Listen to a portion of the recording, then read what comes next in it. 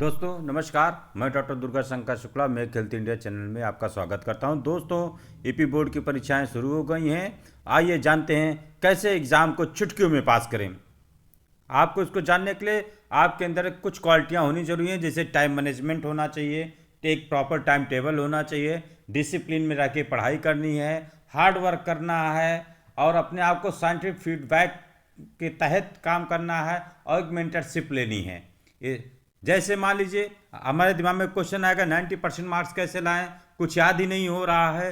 कमज़ोर कमज़ोर छात्रों के लिए कुछ टिप्स है कि वो कमज़ोर छात्र पास होना चाहते हैं। कुछ लोगों को तब मुझे टॉपर बनना है, कैसे क्या करना। इसके लिए हमें स्मार्ट स्टडी करनी पड़ेगी। हम 2-3 घंटे पढ़ के भी 80 से 90% मार्क्स ला सकते हैं। इसके लिए मुझे हर टॉपिक को समझना पड़ेगा और फोकस के साथ पढ़ाई करनी पड़ेगी और एक टारगेट सेट करना पड़ेगा।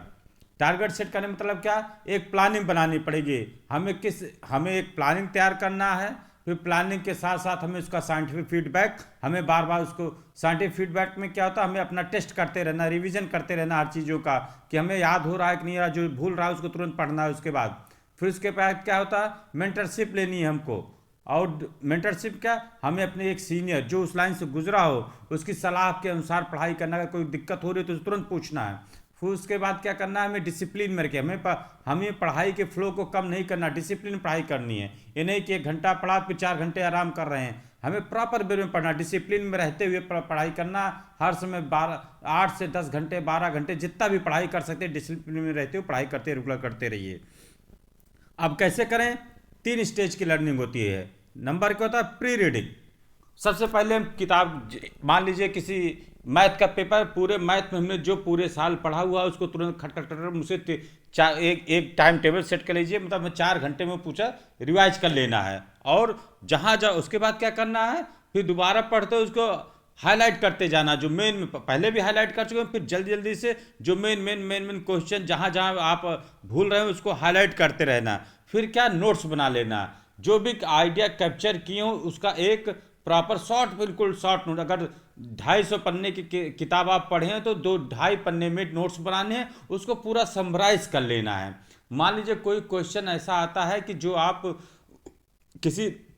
आपने उससे रिलेटेड, तो वही बिल्कुल छाप देना है, मतलब छोड़ के नहीं आना है।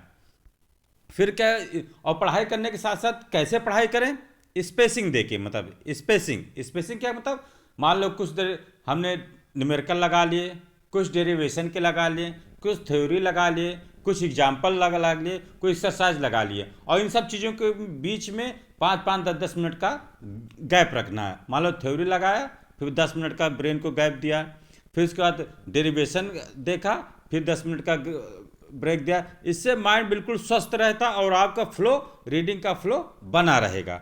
फिर टेस्टिंग, मतलब बीच बीच में अपना टेस्ट भी लेते रहना कि मतलब कि जो याद हुआ कि नहीं हुआ, मतलब क्या भूल रहे हैं उसको फिर से देख लेना है।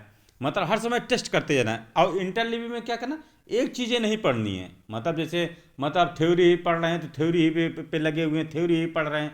हमें सब देखना है, डेरिवेशन भी देखना है, थ्योरी भी देखना है, न्यूमेरिकल भी देखना है, एक्सरसाइज भी देखना है, एग्जाम्पल भी देखना है। और उसके साथ कैटेगराइज, हर क्वेश्चन को कैटेगराइज कर लेना। जो सिमिलर टाइप के उनको एक कैटेगरी में, वैसे से शॉर्ट नोट्स की कैटेगरी बना लेनी है, डेरिवेशन कैटेगरी बना लेनी है, थ्योरी की कैटेगरी बना लेनी है, न्यूमेरिकल की कैटेगरी बना लेनी है, और सबका टाइम सेट कर देना। इतनी देर तक पढ़ाई करनी है, हर के सामने टाइम लिख देना। फिर हमें 2019, 2020, 2021, 2022 के जो मॉडल पेपर आते हैं एनसीईआरटी को, उसको कंसल्ट करना है। उसमें कौन कौन से क्वेश्चन रिपीटेड हैं उनकी भी कैटेगरी बना लेनी है, और उसी के तहत उनको रिवाइज करते हुए पढ़ते जाना है। दोस्तों अगर आप इस तरीके पढ़ाई करेंगे तो टॉपर ज़रूर बनेंगे और अपने माँ बाप का नाम रोशन ज़रूर करेंगे। कहा गया है, जो लोग सफ़र की शुरुआत करते हैं वो मंजिलों को पार करते हैं। एक बार चलने का हौसला तो रखो यारों, और मुसाफिरों का रास्ते भी इंतज़ार करते हैं। बच्चों, आप सफलता ज़रूर प्राप्त करेंगे और टॉपर बनेंगे। धन्यवाद।